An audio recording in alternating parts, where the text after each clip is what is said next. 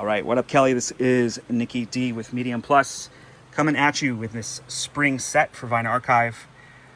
A nice mix here of white wines and reds. I'm going to be a super rebel today and go in reverse order, starting with the reds and then to the whites, just because I'm feeling spicy. So we have bookending the set wines that will be hard to store in most wine fridges. So you'll have to get creative here with the Gavi and the Turley. These are classic enemies of sommeliers for their storage, but they're delicious wines. So here we go.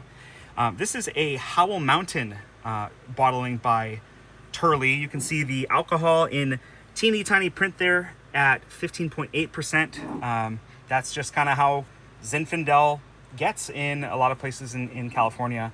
It's very easy for the alcohol to develop, and a great single vineyard site here by Turley. This is a winery that has different locations around California. So there's Amador County, they have a facility in Lodi. This is from their estate in Napa Valley is where this wine is made. So you can always tell that by the little code on the back if you're doing a Turley sampler. Next, a very different wine. This is a Chocolina. It is Ondarabi Belza is the grape variety. This is from northern Spain up by San Sebastian. And there's different versions of Chocolina, white, rosé, and red. This red is a great youthful drinking wine, nothing that you need to age for any long period of time. It's already got some bottle age, so it should be ready to go. Classically paired with pincho, things like pulpo octopus and foie gras, different cheeses. So go ham with some Chocolini. A couple of Italian red wines here. These are both in Burgundy shaped bottles, but what's interesting, especially in Piedmont, is we see some producers using more of a Bordeaux shaped bottle, kind of like this would be more of a Bordeaux shaped bottle. These are both Burgundy shaped bottles, and it's really not a rule or a law, but a thing that's up to the producer. There is a company called Albaisa, which you can see on the glass here. That is a company from Piedmont that supplies a lot of bottles to local producers. This grape here is Barbera. Barbera d'Alba is the appellation. Scudetto is just Mascarello's name of this wine. Expect a lot of cranberry, tart red fruit, tart cherry, really juicy wine. You could even put a slight chill on this in the fridge and it'd be very tasty. A bit of taking up the intensity here, Schiopettino by E. Clevi. This is from Friuli, so in the northeastern corner of Italy, and just tons of black pepper. Like if you crack fresh black pepper and smell this wine next to it, they will share that really spicy aroma. So really maybe a good barbecue wine or something with steak. Next, some French red wines. Saint-Joseph, this is in the northern Rhône, based on Syrah by Saint-Côme. Saint-Côme is a great producer of both northern Rhône and southern. Saint-Joseph is among the northern Rhône appellations a bit softer compared to Côte-Rôtie or Hermitage or Cornas.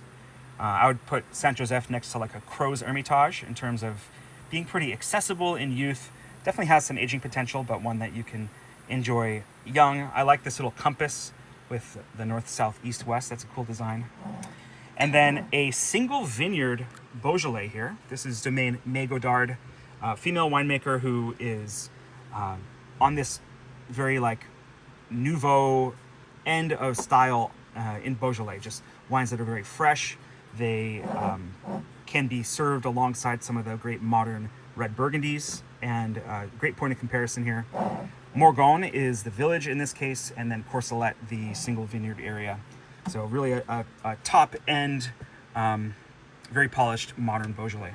A couple of really interesting white wines here that we're doing from the southern hemisphere. Torrontés. This is Argentina's champion white grape. It's an aromatic variety. It's related, we could say, to Muscat. So it's going to have some of the aromatics that you might expect from a Muscat or even a Gewürztraminer. So nice and floral and flowery. But it's a dry wine, not going to have any sweetness.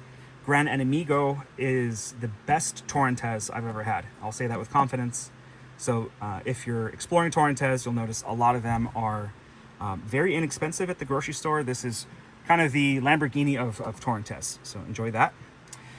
Next, a wine from Oceania. This is Marlborough Sauvignon Blanc by Clos Henri, kind of a niche producer that is new to our market here in the Pacific Northwest, but a lot of detail and intensity with this.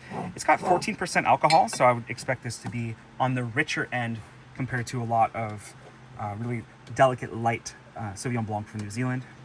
Speaking of rich white wines, Alain, Voge, Saint-Péray, Harmonie. So same region as the Saint-Joseph, just slightly further south within the Northern Rhône. This is a Marsanne based wine, and it's just going to be very waxy, a lot of kind of marzipan, toasted almond, really rich style of white wine. Here's white Burgundy here from the Mâcon-Charnay. This is south of the main part of Burgundy and is just an area with a lot of very friendly, easygoing versions of white Burgundy Chardonnay. Old vines here indicated by Vieilles. Now, by the appearance of this bottle, it looks like maybe a Germanic style, but check it out. This is an Italian wine. Now, it's from this area, Alto Adige, which is also known as the Sud Tyrol. And in this part of Italy, almost everyone speaks German, and they have to speak Italian too, but it's a German-speaking area of Italy. Sud Tyrol is sort of the German way of saying South Tyrol, and it's a way of implying that they belong more to like Austria in culture or German-speaking culture than they do to Italy. The grape variety here, Grüner Veltliner, very famous in Austria. So in terms of Italian wine, this is as Austrian as you're going to get. So very, very unique. And another unique white wine from Italy here. This is Gavi. It is one of the DOCG styles from Piedmont in the Northwest, made with the Cortese grape variety, Villa Sparina, doing this. Maybe it's an old amphora shape bottle. I think it's pretty neat how they package this. You can kind of spot this bottle from a mile away. It's so distinctive. But Cortese here is kind of a medium-bodied white wine, but great for poolside or dinner. Nice and adaptive to whatever the occasion you have. So hoping you enjoy this set. Cheers.